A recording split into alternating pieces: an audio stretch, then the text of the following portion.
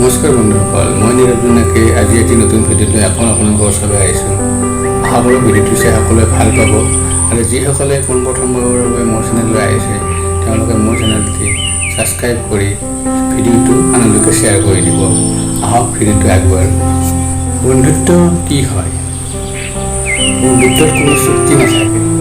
ই এনে এটা সম্বন্ধ যি আপোনাৰ সুখত হাঁহে আৰু দুখত কান্দে। সুখত সুখী হয়, দুখতো দুখী হয়। আপোনাৰ দুখৰ সময়ত যিয়ে আপোনাক সংগ দিয়ে, সুখৰ সময়ত যিয়ে আপোনাৰ লগত হাঁহি ধেমালি কৰে, তেওঁৰ প্ৰকৃত বন্ধু। আপোনাৰ প্ৰব্লেমবোৰ শ্বেয়াৰ কৰাৰ, প্ৰব্লেমবোৰ সমাধান কৰাৰ যি আগ্ৰহ দেখুৱায়, সেইবিলাকেই আপোনাৰ আচলতে প্ৰকৃত বন্ধু। আমাৰ জীৱনত কিছুমান এনেকুৱা প্ৰব্লেম থাকে যে আমি সকলোকে ক'ব নোৱাৰোঁ, কিন্তু এজন খুব ভাল বন্ধু হ'লে তেওঁৰ আগত সকলোবোৰ আমি শ্বেয়াৰ কৰিব পাৰোঁ। আমাৰ জীৱনৰ পৰা যেতিয়া লাহে লাহে কিছুমান বস্তু নাইকিয়া হৈ যায়, আনকি প্ৰেমো যেতিয়া নাইকিয়া হৈ যায়, তেতিয়া বন্ধুৱে এজন থাকে আমাৰ কাষত, যিয়ে আমাক সাহস দিয়ে, প্ৰেৰণা দিয়ে আৰু নতুনকৈ জীয়াই থাকিবলৈ শিক্ষা দিয়ে। তেওঁ আমাৰ কান্দি থকা চেহেৰাটোক হাঁহিবলৈ শিকে। তেওঁ এইটো কেতিয়াও প্ৰয়োজনবোধ নকৰে যে মই কি কৰোঁ, মই কেনেকুৱা। তেওঁ মাত্ৰ মোৰ লগত বন্ধুত্ব বজাই ৰাখিছে আৰু বন্ধুত্বই কৰি যাব। মই যেনেকুৱাই নহওক, তেওঁৰ একো আহে বা নাযায়। তেওঁৰ কাষত যিমানেই ভিৰ নাথাকক কিয়, তেওঁ সেই ভিৰ ফালি হ'লেও আপোনাৰ কাষলৈ আহিব আৰু আপোনাৰ লগত বন্ধুত্ব জীয়াই ৰাখিব। তেওঁ কেতিয়াও আপোনাক এৰি থৈ নাযায়, আপোনাৰ সংগতি নকৰে।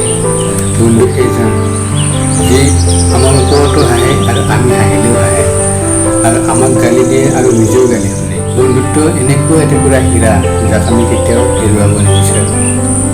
আৰু যদি আপোনালোকে তেনেকুৱা হীৰা কেতিয়াবা পায়, তেতিয়াহ'লে সেই হীৰা টুকুৰা কেতিয়াও হেৰুৱাব নিবিচাৰিব।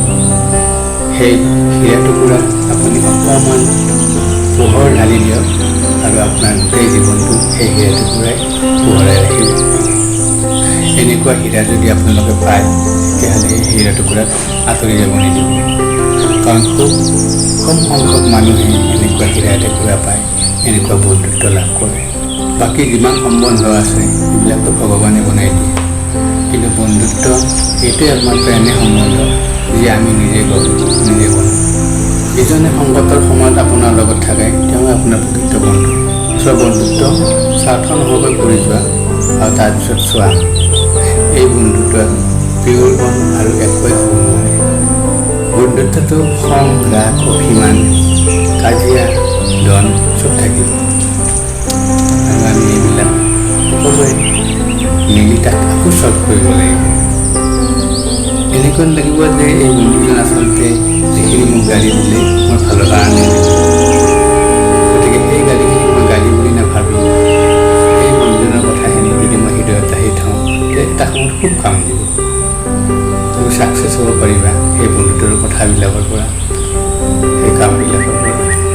ভুল বুজাবুজি কাৰণে নহয়, কিন্তু বন্ধুত্বত ভুল বুজাবুজি হয় যেতিয়া ইজনে সিজনক ক্ষমা কৰি দিব পাৰে, একো নাই।